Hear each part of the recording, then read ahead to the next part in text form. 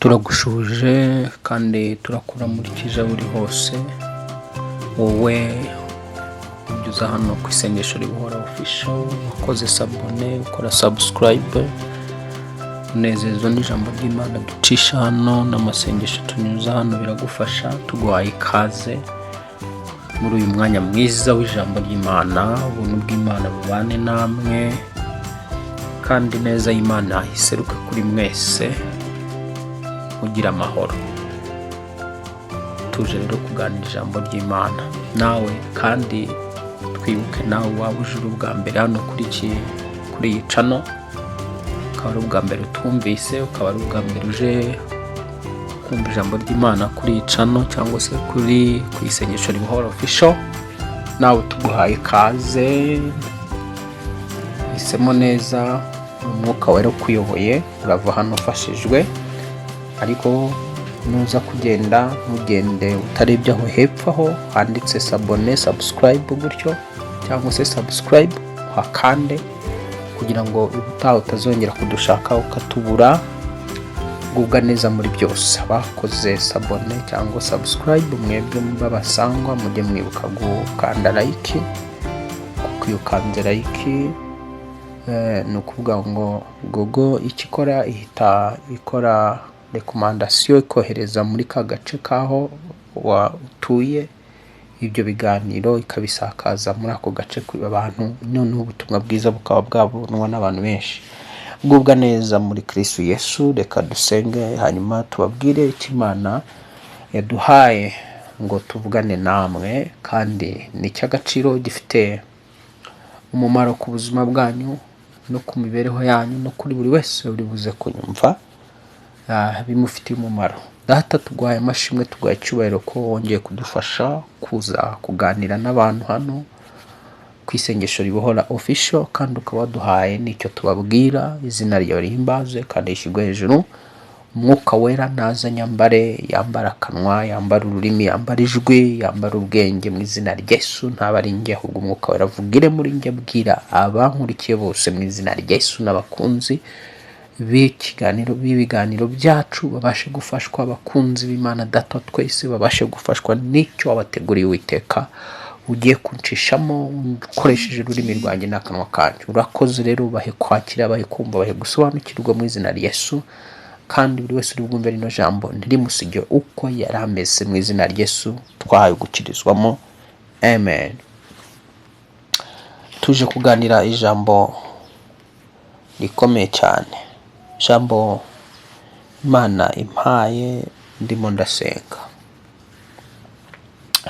nimpa kugira ngo ndigusangize nawe, rifashe ubuzima bwawe, rifashe imibereho yawe, ubone uko uyobora ubuzima bwawe, cyangwa se umenye ikiri kujya imbere mu buzima bwawe, nuko ubuzima bwawe ubasha kubutwara.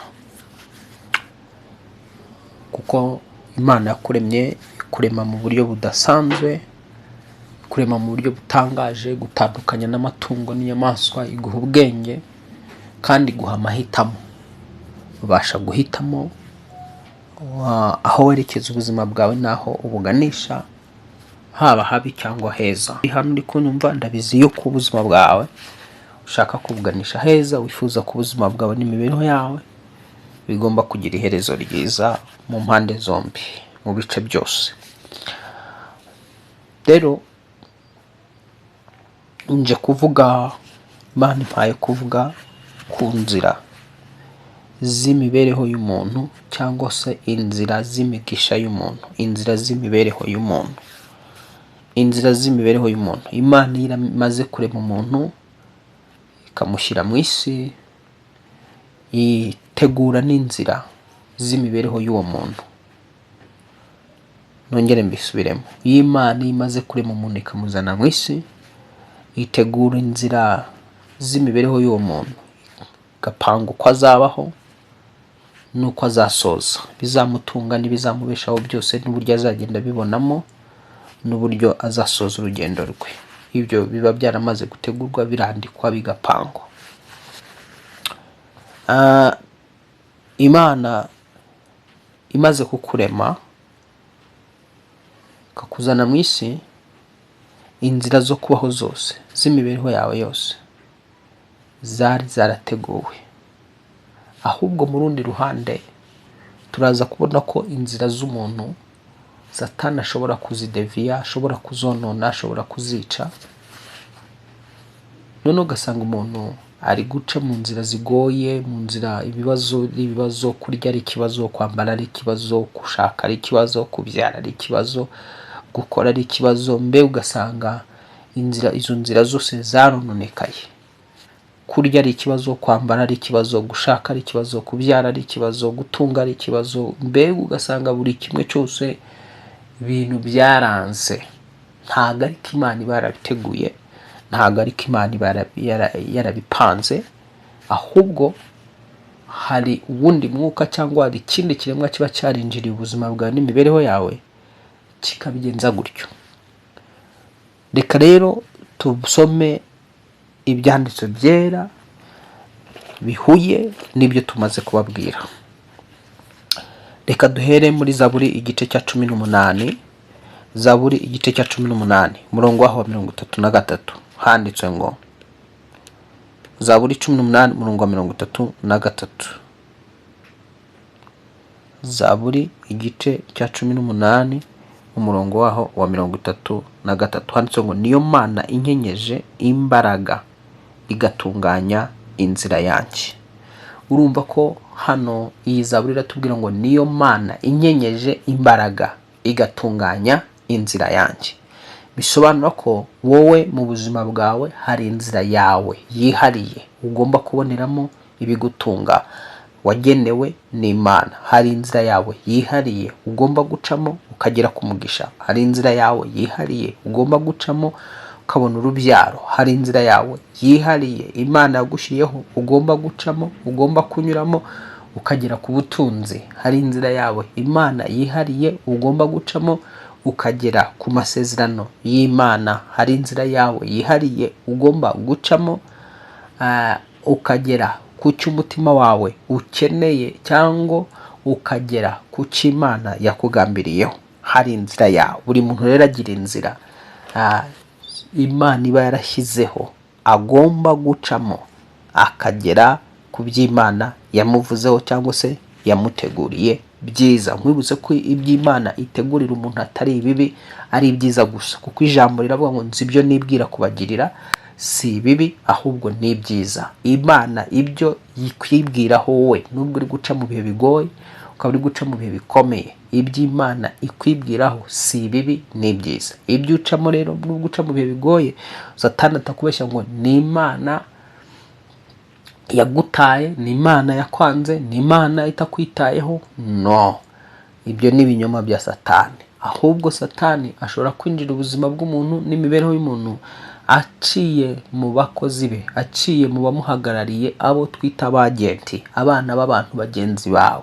Umwana w'umuntu mugenzi wawe akakwanga, akakugirira ishyari, yamara kukugirira ishyari akakurogesha cyangwa akakuroga, akakuvuma, akagira ibiki byose ibintu runaka, ugasanga inzira zawe abana b'abantu bazinjiriye bazitambitse. Ariko inzira y'umuntu Imana iba yaramuharuriye iba ari inzira nzima, iba ari inzira y'umugisha, kandi iba ari inzira y'amahoro n'ibyishimo. Nta bibi biba biri muri iyo nzira Imana iba yaraguteguriye, ahubwo Satani nyuma nuza akazana bya bibi mu nzira zawe, kugira ngo ubuzima bukugore, kugira ngo ubuzima bukunanire, kugira ngo wicuze, uregerete, wange Imana, wange n'abantu. Zaburi 25 umurongo wa 12 handitse ngo, Zaburi 25 umurongo wa 12 handitse ngo, ninde wubaha Uwiteka azamwigisha inzira akwiriye guhitamo. Urumva ni ijambo ritanyemo ngo ninde wubaha Uwiteka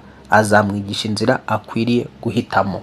Niyo ngo rero hari inzira nyinshi imbere yawe, ariko izo nzira siko zose ari zo nzira waboneramo umugisha, siko ari yo nzira zawe nyirizina.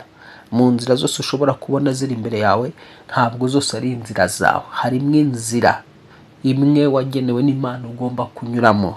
Niyo mpamvu rero hano ijambo ritubwiye yuko Uwiteka azatwigisha inzira tugomba guhitamo. Ninde ngo wubaha Uwiteka azamwigisha inzira akwiriye guhitamo. Uwubaha Uwiteka niwe Imana yigisha inzira agomba guhitamo kugira ngo agere ku masezerano y'Imana, agere ku byiza yateguriwe, agere ku byiza yumva yifuza.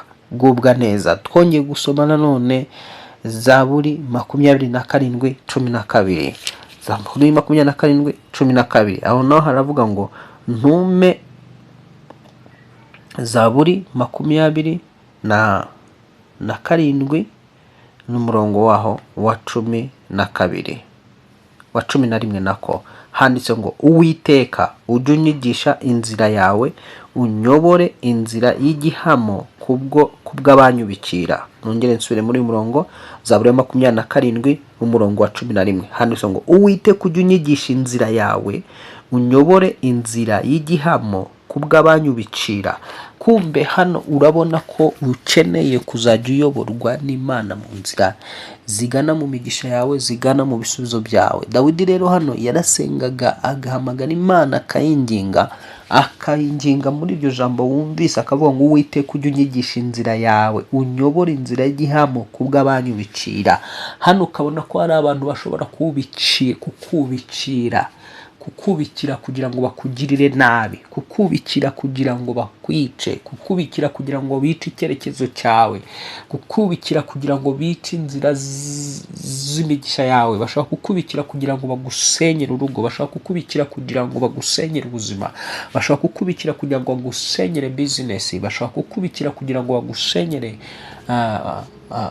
urubyaro rwawe na hejo h'urubyaro rwawe, bashaka kukubikira kugira ngo bagusenyere ejo hazaza, bashaka kukubikira kugira ngo bakurimburire ubugingo, bashaka kukubikira kugira ngo bonone amagara yawe, bonone ubuzima bwawe. Noneho Dawidi hano yarasenga akavuga ngo Mana ujye unyigisha inzira yawe, ujye unyigisha inzira yawe, unyobore inzira y'igihamo kubw'abanyubikira. Yifuzaga kugira ngo ayoborwe inzira nziza, kuko imbere yiwe cyangwa mu buzima bwe bwa buri munsi yabonaga hari abantu bamwubikira, batamwifuriza neza, batifuza ko yatera imbere, batifuza ko hari icyo yageraho. Noneho bamwubikiriye bagambiriye kugira ngo bamubuze kugira icyo ageraho.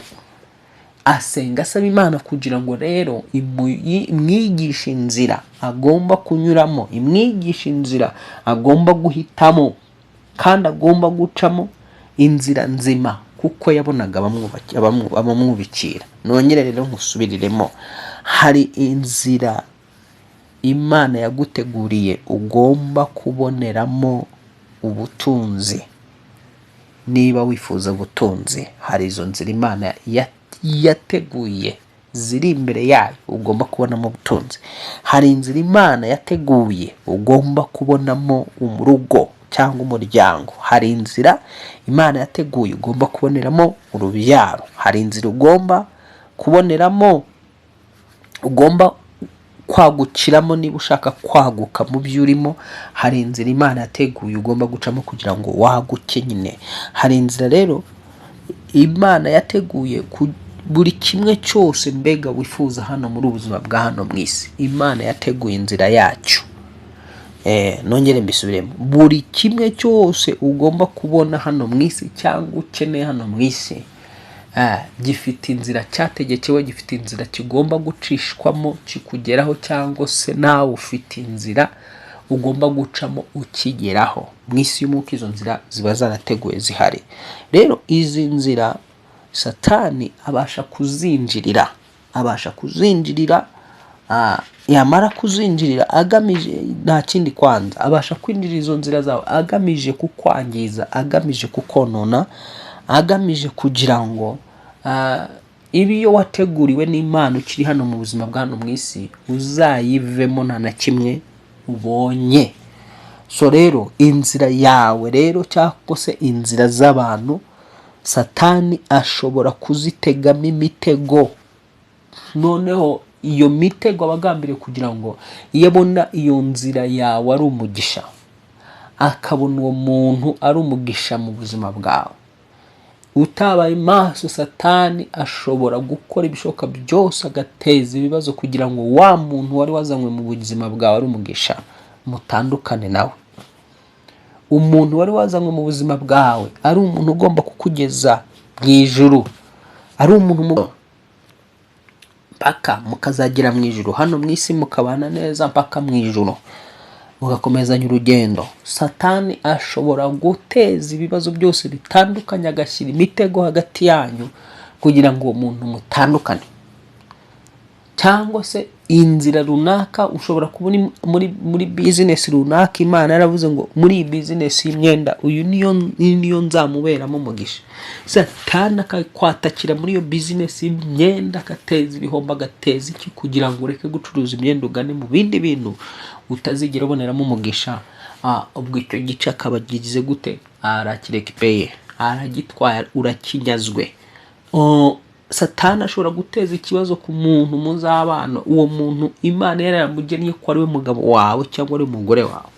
Satani agateza ibibazo byinshi cyane, ugasanga wa muntu birangiye mushwanye, birangiye burundu. Satani akamunyaga gutyo, akakunyaga gutyo, ugasanga aguhuje n'umuntu udafite aho ahuriye n'umugambi w'Imana, udafite aho ahuriye n'uwo wari warapangiwe mu ijuru ugomba kugushaka wa mugore we cyangwa ugomba kugushaka wa mugabo we.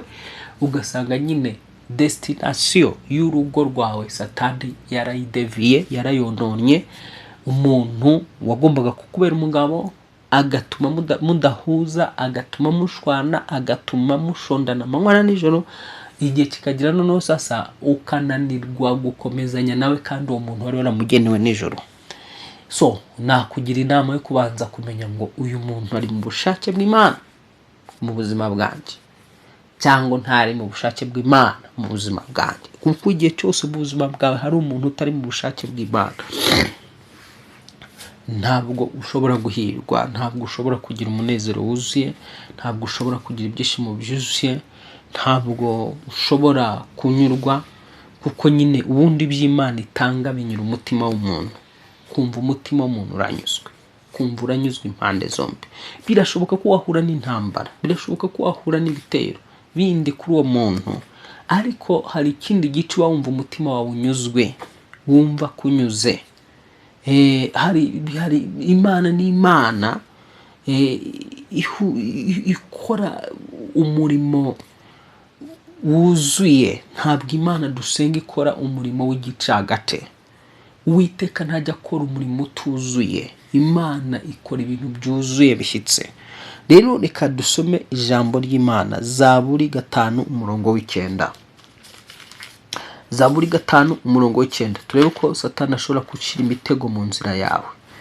Zaburi 5:9 handitse ngo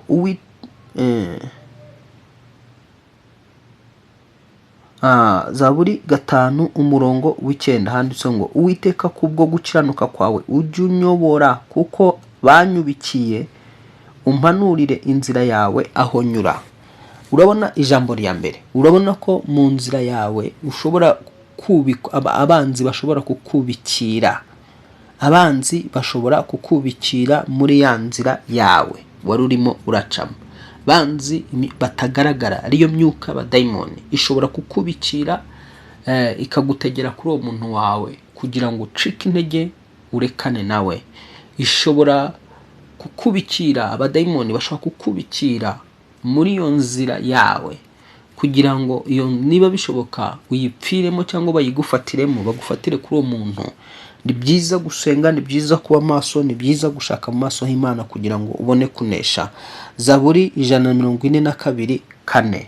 Zaburi 142:4. Zaburi 142:4. Turacyari kureba ko umwanzi ashobora kugutega imitego mu nzira yawe, kandi inzira ikuganisha mu mugisha. Ngo uko umutima wanjye ugwiriye isari muri nge, ni wowe umenya inzira yanjye, mu nzira nyuramo banezemo umutego. Urumva ukuntu hano Dawidi arimo arasenga, we yaragenzuraga agashishoza akareba ubuzima bwe uko bumeze n'uko buhagaze. ese gufata igihe cyo gushishoza ugatekereza ku buzima bwawe, ukareba ku mibereho yawe uko ihagaze n'uko imeze. Hanyuma wamara kumenya uko imibereho yawe ihagaze n'uko ubuzima bwawe buhagaze, ukaba wahishurirwa ikiri kujya imbere. Uyu rero Dawidi we yabashaga kugenzura ubuzima bwe n'imibereho ye, akabirondora, akamenya n'iki kiri kujya imbere mu isi y'umwuka. Niyo mpamvu none yamenye ikiri kujya imbere mu isi y'umwuka, akamenya uburyo asenga Imana ye. Aha rero mu isi ngo uko umutima wanjye ugwiriye isari muri jye, ni wowe umenya inzira yanjye. Imana ibizi inzira y'umuntu. Ni ngombwa guhora usenga kugira ngo Imana ntigutandukanye n'inzira y'imigisha yawe, ntigutandukanye n'inzira y'ubuzima bwawe, kuko inzira y'Imana ni inzira ikuganisha no mu bugingo buhoraho. Inzira y'Imana ni inzira ikuganisha no mu ijuru. Ni ukuvuga ngo hano mu isi usanga ufite umugisha w'Imana w'ibigutunga n'ibikubeshaho, na nyuma ndetse ufite ibyishimo, ufite umunezero wuzuye mu by'Imana iba yaraguhaye, ndetse nyuma y'ubwo buzima bwa hano mu isi ugasanga imbere hari ubugingo buhoraho. Mu yandi magambo rero, iyo wateguriwe umugabo, iyo wateguriwe umugore, ari we nzira y'umugisha wawe, ari we nzira nyine y'ibisubizo byawe, uwo mugabo cyangwa uwo mugore mu isi y'umwuka muranyurana, akakunyura ukumva nawe uranyuzwe, kandi ntabwo Imana igikora umurimo w'igice. Uwo mugabo ni ukuvuga ngo arakuzuza nawe ukamwuzuza, nuba uramunyurwa nawe akakunyurwa mu mpande zombi. Ntabwo ari igice kimwe, ni mu bice byombi. Yego birashoboka ko uwo mugabo yaza ari umugambi w'Imana kugira ngo Satani agutandukanye nawe, akagira ibijya akereya kuri we, ariko si ibyo avukana, si ibyo aba yarabanye yararemanywe. So noneho sasa ibyo ntambara zo mushobora gusenga zigahagarara. Reka rero dukomeze rero. Wumvise rero ko iri jambo rivuga ngo uko umutima wanjye ugwiriye isari muri jye, ni wowe Mana, ni wowe umenya inzira zanjye. Mu nzira nyuramo bantezemo umutego. Twagaragazaga ko mu nzira ucamo, mu nzira z'imigisha yawe, mu nzira z'imibereho yawe, Satani ashobora gutega imitego. None iyo mitego kugira ngo uyigwemo, niba bishoboka ntukomeze muri iyo nzira cyangwa se uyipfiremo. Ndagusengera kugira ngo imitego yose yatezwe mu nzira y'ubuzima bwawe, mu nzira y'imibereho yawe, mu maraso Yesu Kristo no mu mbaraga z'umwuka wera, mu mbaraga z'yampamagaye, mu izina rya Yesu. Iyo mitego yariri mu nzira ucamo, inzira y'urugo rwawe, inzira y'ubutunzi bwawe, inzira y'iterambere ryawe, iyo mitego iveho mu izina rya Yesu. Ndatura ngo iyo mitego iveho. Iyo mitego watezwe mu gice cyo gucurushaka, Satani akaba arigaruriye igice cy'urugo rwawe. Ntashaka kugira urugo rwiza, ntashaka kurongorwa, ntashaka cyangwa se waranarongowe, ariko urugo rwawe yarutezemo imitego. Kano kanya rukubereye igihanda, nta byishimo ruguha, cyangwa se ruguha ibyishimo by'igicagate, ibyishimo bituzuye. Ndagusengera mu izina rya Yesu Kristo kugira ngo Uwiteka aguhe ibyishimo byuzuye, aguhe umunezero ushyitse mu izina rya Yesu Kristo. Birashoboka ko hari imitego ubona muri business yawe, urazamuka wajya kuzamuka, wagira ngo ugiye kugira aho uva naho ugana, ukabona wapi biranze, amadeni akaza, ibibazo bikaza. Iyo mitego iri mu mikorere yawe, ndagusengera kugira ngo imbaraga z'Imana zitegure mu izina rya Yesu Kristo, mu mbaraga z'umwuka wera. Ndekuye umuriro w'ijuru, umuriro ugenda, umuriro ureba, umuriro ufite amaguru, ugende muri business yawe, utwike ikintu cyose, utwike buri mitego yose yatezwe muri iyo business. Mu izina rya Yesu Kristo usumba amazina yose, ndarekura umuriro, ndatuma umuriro mu izina rya Yesu Kristo. Ndavuga umuriro wo mu mwuka ubasha gutwika ibinyamyuka byose byinjiye mu buzima bwawe, bikicara mu mubiri wawe. Satani yaguteza imitego mu mubiri wawe, bikamo indwara zabaye umutego w'ubuzima bwawe, zabaye umutego w'iterambere ryawe, zabaye umutego wo kutabona amahoro no kutabona ibyishimo. Ndakurekurira umuriro w'Imana mu mubiri wawe, ari umuriro w'umwuka wera, utwike kandi ushiririze biri mu maraso yawe byose, biri mu nyama zawe, mu ngingo zawe. Ndatura ngo bitangire gukongoka buri kimwe ku kindi mu izina rya Yesu Kristo. Ibyo biri mu mubiri wawe biranyumva kano kanya, mbitegekesheje itegeko ry'umukiza Yesu Kristo, iryo yaduhayeho ryo gutegeka imyuka mibi no gutegeka abadayimoni.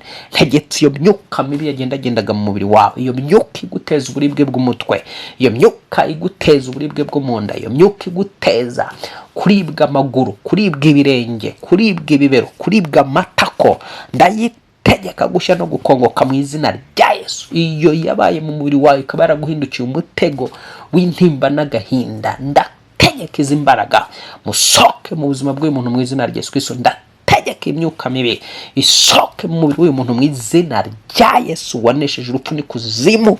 Umwami Yesu wampamagaye, wankijije katika Yesu, ndatura ngo nawe agukize kano kanya, ubuzima bwawe butungane mu izina rya Yesu. Iyo mitego, iyo ndwara yakubereye umutego mu mubiri irandoke mu izina rya Yesu. Iyo ndwara baye umutego kudatera imbere kwawe, amafaranga araza yaza noneho igahita izamuka, ugasanga bibaye ngombwa kujya kwivuza akaba aragiye. Ndatura kugira ngo iyo ndwara ikurandukemo mu izina rya Yesu, ikwimisha ibyishimo, ikurandukemo mu mbaraga y'amaraso Yesu Kristo. So birashoboka rero ko Satani ashobora kuzamura ikintu mu buzima bwawe kikaguhindukira umutego, umutego ukubuza ibyishimo, umutego ukubuza umunezero. Iyo mitego iranduke rero kano kanya mu izina rya Yesu Kristo. Ndavuga ibintu bibiri uyu munsi, ejo tuzavuga ibindi cyangwa ikindi gihe Imana izaduha umwanya tuzavuga ibindi bibiri gutyo nyine. Rero icyambere tubonye yuko Satani ashobora kohereza imitego, agusetinga imitego mu nzira y'imigisha yawe, mu nzira y'imigisha yawe, mu nzira y'igice cy'urugo rwawe, agasetinga akahashyira imitego mu rugo rwawe.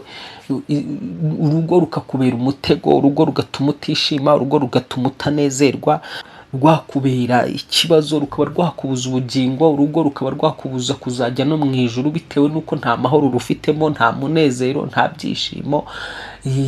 Urugo ruragucumuza, ruragucumuriza mu buriri, ruragucumuza mu buzima bwa buri munsi, ruragucumuza mu mibereho ya buri munsi, urugo ruragucumuza. Mbega ugasanga urugo wisabiye ruhindutse umutego. Ariko kandi ntabwo ari Imana izanye uwo mutego, ni Satani wazanye uwo mutego muri urwo rugo kugira ngo urwo rugo wasabaga rukurimbure, ruzakubuza ubugingo, rucumuriremo, rukoreremo amahano, urukoreremo ibiki byose, ibintu byange mu buriri urucumuriremo, mu mibereho urucumuriremo, mu mubano n'uwo mubana ubicumuriremo, urugo ugasanga rukubereye iki? Umutego. Ndagusengera mu izina rya Yesu Kristo kugira ngo imitego yitwa mu kintu cyitwa urugo ikuri imbere iranduke Yesu, ikuveho, ive mu rugo rwa mu izina rya Yesu. Imitego ushobora kuba hagati yawe n'umufiyanse, mufiyansanya Satani agasetinga imitego kugira ngo umuntu niba bishoboka ari mu mugambi w'Imana cyangwa se ntari mu mugambi w'Imana, ariko Satani agasetinga imitego kugira ngo umupfireho, umwononekarireho, ubuzima bwawe bwononekare kuri uwo muntu. Ndagusengera kugira ngo imitego iveho mu izina rya Yesu. Kuboko kw'Imana kukurengere, inzira zawe zitungane, inzira y'urugo rwawe itungane, ibe nziza mu izina rya Yesu. Inzira y'umufiansi wawe yo kubonamo mu chumba, yani mchumba, njia ya kupata mchumba, njia yako ya kupata mume wa kukufaa. Jambo liramga ngo imuremere umufasha umukwiye. Mungu akunganishe na mtu anayestahili kwako. Imana iguhuze n'umufasha ugukwiye mu mpande zombi, ugukwiye mu nzego zose, umufasha ugukwiye mu buriri, umufasha ugukwiye mu mibereho, umufasha ugukwiye mu itunga, mu gusenga, mu kubana n'Imana, mu gusabana n'Imana, umufasha ugukwiye muhuza mu mpande zombi mu izina rya Yesu. Ni umufasha ugukwiye. Umbe iryo jambo ngo imuremere umufasha umukwiye. Ni ngombwa kwita kureba ngo uyu muntu arankwiye mu mpande zombi. Umufasha ugukwiye abagomba kuba gukwiye mu byiciro byose. Uwiteka guhugukwiye mu izina rya Yesu. Wa mukobwa we, wa musore we, Uwiteka guhugukwiye mu izina rya Yesu Kristo. Wa mugabo we nawe, wa mugore we, ibidakwiriye Imana ibyubake bibashe gukwira mu buzima bwanyu mu izina rya Yesu.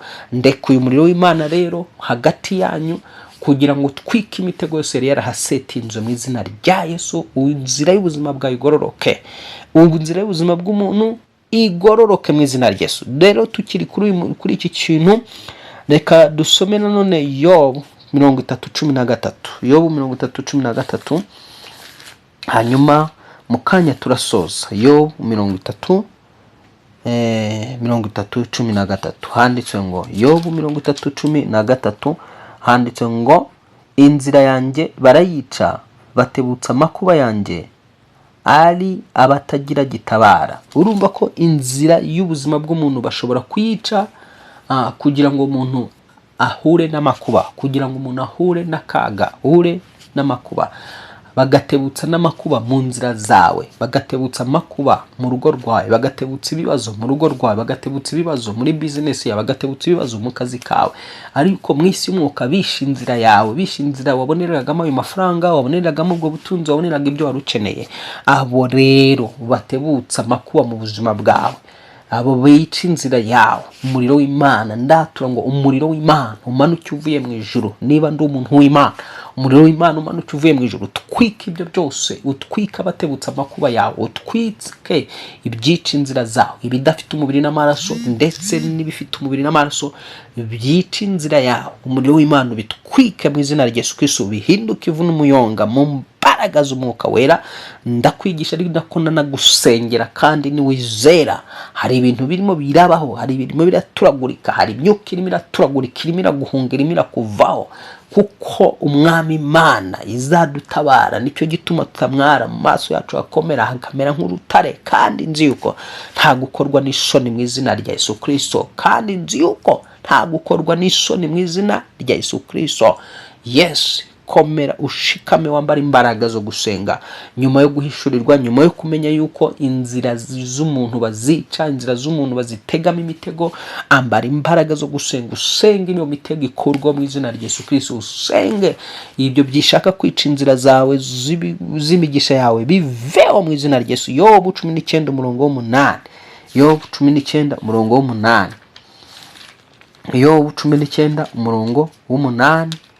Reka dusome mu izina rya Yesu Kristo twahaye gukirizwamo. Iri ni izina twahaye gukirizwamo, ni izina dusabiramo tugahabwa ibyo dusabye. 19:8 handitse ngo, inzira yanjye yarayishe bituma ntabasha guhita, kandi inzira yanjye yazikwijemo umwijima. Urumva ko inzira yawe si imitego gusa bashobora gushyiramo, ahubwo ishobora kwicwa.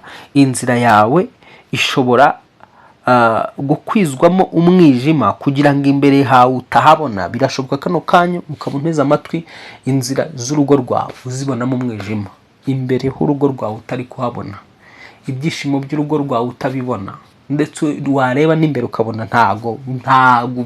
ntaho byiteze. Imana izana umucyo mu rugo rwawe. Birashoboka inzira y'imikorere yawe, business yawe utari kubona kwaguka kwayo, utari kubona gutera imbere kwayo. Imana izana umucyo muri business yawe mu izina rya Yesu. Birashoboka umubiri wawe ukabona kavuga ati nta gukira uri kubona, umwijima gusa wo kubaho urawubona, ntubona kubaho, ntubona kurama. Imana izana umucyo urame mu izina rya Yesu. Abisha inzira y'amagara yawe, umuriro w'Imana batwike, imbaraga zo mu ijuru zibakongore mu izina rya Yesu. Navuze ko mvuga ibintu bitatu, ariko reka ngarukira bine, ariko reka ngarukire kuri iki kimwe kibijyanye n'inzira y'umuntu uburyo ishobora kwangizwa. Dusoza n'umurongo wa 12, dusoza n'umurongo wa 12, 19, 12 handitse ngo, ingabo zayo zaziciye icyarimwe zishaka inzira yo kuntera, maze zigota urugo rwanjye. Urumva ko hano ijambo ry'Imana hano ritubwira yuko umwanzi wundi, izi ngabo ngo zashatse inzira yo kumutera. Kumbe n'abadayimoni ubwabo bashakisha inzira baba bagomba gucamo bagutera. Abarozi bashakisha inzira baba bashaka gucamo bagutera, kandi inzira bashaka gucamo, inzira bacamo bagutera nyine kugira ngo bagushe urugo rwawe, bagushe business yawe, bagushe imikorere yawe, bagushe umubiri wawe hasi, bakwica imburagihe. Bashakisha inzira. Ndafunga inzira abarozi bacagamo zose bagutera mu izina rya Yesu. Ndafunga inzira abana b'umwijima bacagamo bakwataka mu izina rya Yesu. Ndafunga inzira ingabo za kuzimu zacagamo zikwegera mu izina rya Yesu.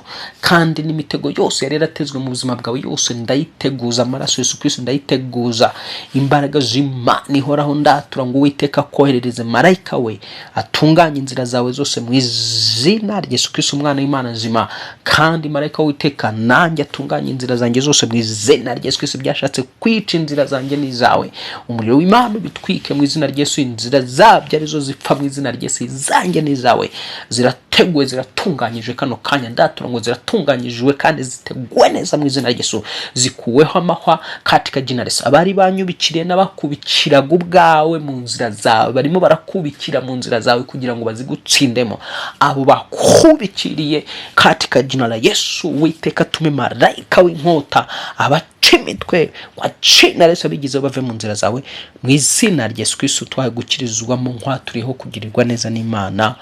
Amen. Amen.